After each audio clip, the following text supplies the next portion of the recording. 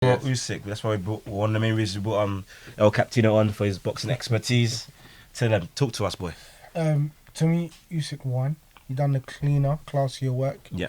I don't know if I had a bias because I don't really like Chisora's style. It's messy. I love it against another boxer. Yeah. I mean, another brawler. Yeah. But when you got against a boxer, you look unstable.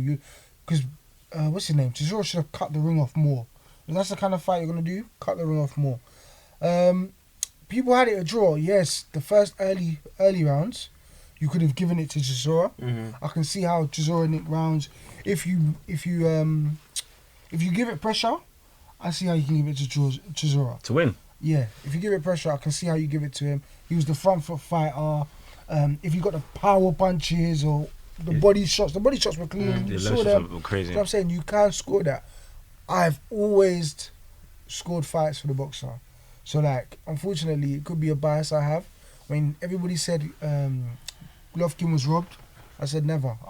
Which one, the second or the first one? The first one. The second But one. the one that was a draw. Yeah, the second one, he was never robbed. I think the first one, Golovkin won, but you could have given Canelo a draw if you looked for it. And because Canelo was the cash cow, I didn't even look for it. I think I didn't look for it at all. I don't know how you can reward just pressure, front foot pressure, even though you're missing punches, and every time you miss, you get made to pay.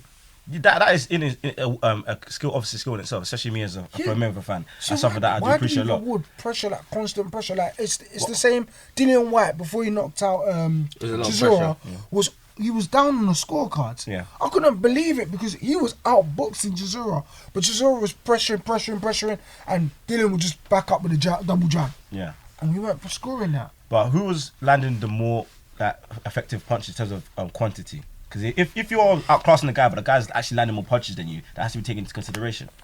Oh, so I didn't see the stats, and this is just the eye test. For me, when Usyk hit him on the angles, he made sure he threw punches in bunches. Yeah. Do you know what I'm saying? So it adds up. When you're throwing punches in bunches and the angles, it adds up. I mean, I saw the stats, and Usyk landed more punches overall. He's more effective, more consistent, more proficient, more efficient. Like, he had better percentages. But in terms of the Canelo and the Golovkin fight, I can't remember the statistics. I won't be able to tell you off the head if Golovkin was actually landing more punches. But if Golovkin was landing more punches, even though he was getting missing and paying, then you'd have to score that. I mean, Usyk won the fight. I mean, you maybe could have given. If you were looking for it, maybe give Chisora five rounds. I mean, if Chisora was the cash cow, they probably would have contrived a way to give him 6 rounds and maybe score a draw. But I say if they were being really, really nice, it's 5 rounds. But Usyk outclassed him. He made him miss. He made him pay. His footwork was fantastic. I mean, you say you wanted Chisora to cut off the ring. He just doesn't have the ability to do that. I think for a while. And that's the best condition he's been in God knows how long, and he just didn't have the ability. I think his condition was overrated. I think it was heavy. I think Chisora looked heavy. He wanted to be heavy, but he was like, how do I say this? He was conditioned in the sense that he could fight the 12 rounds and he had 3 wins. Yeah. Because after the second round, I thought he was done. Then he came back again. Yeah. Do you know what I'm saying? Spurts. So he had spurts. It's true. I mean, but my main takeaway for the fight as well, I don't know how Usyk will do with the bigger boys who are. Yeah, I was not impressed. Yeah. I don't think he has hit harder. He doesn't have enough power. That are quicker. Yeah. I think even White beats him. When I was thinking of my list of people that beat him. He's probably like maybe 5th. I mean, if I was him, I wouldn't go straight into a fight. You never know, but I wouldn't go straight to fight with someone like. Is he fight White? An AJ. I'll build on with fight a White, get more acclimatized to the division, get more used to the power you're gonna receive and what you're gonna need to put on punches to keep guys I'd away. fight Dubois. Someone like Dubois, Joyce, yeah. I'd fight the winner of that because first of all, Dubois second at WBO. Yeah. Usyk's first. Fight him. Usyk should not be asking for the AJ fight right now. Not at all. Maybe even he's a fight Andy Ruiz. The thing is, That'd be a good fight, yeah. Or you said what's his name? Joseph Parker. That'd be a great fight. Good fight as well. yeah. His hands are quick. It'd be a very good fight. My only thing is, I think everyone says AJ will knock him out, this and that.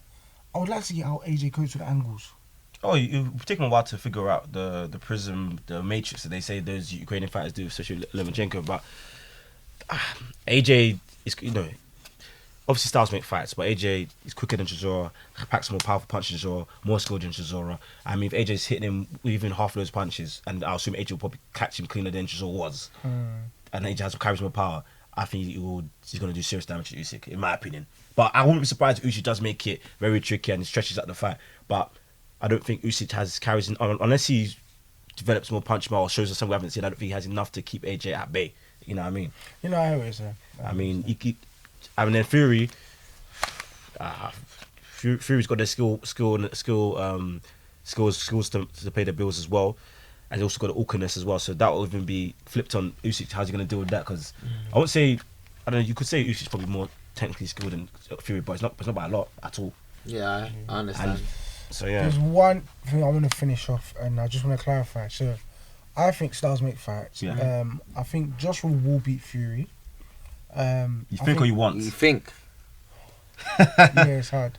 Okay, right now I think so. Right now, What indication? is the way he adapted to Andy Ruiz in the second fight different kettle of fish, and also the way Fury fought Wilder. Fury could never fight AJ that way because AJ can box. Wilder's never ever had to show a back foot game. Yeah. Ever. But do you think if it becomes a boxing, like an actual pure boxing fight, Joshua can beat Fury? That's what I'm saying though. But this is what I'm saying. Everyone was wowed by his performance against Wilder. Yeah. If you go up to a man with that crunk style, yeah. I don't think you can't. Yeah, because one, you can't do it to Joshua because he's got a level of boxing. You're the better boxer on the back foot, but you're giving that away. Yeah. You're going forward. You can walk onto one with someone who's shown that he carries power walking on the back foot. Why would you do that? I don't think Fury will implement that game plan against AJ. I think if he boxes him, you can jab his head off. Of course. At the same time, AJ can cut ring. AJ's got like better angles. AJ's not as hopeless as Wilder in finding angles and everything. Yeah, I mean, we have to wait and see. That's the end of the first two chapters, I guess. It's been a pleasure.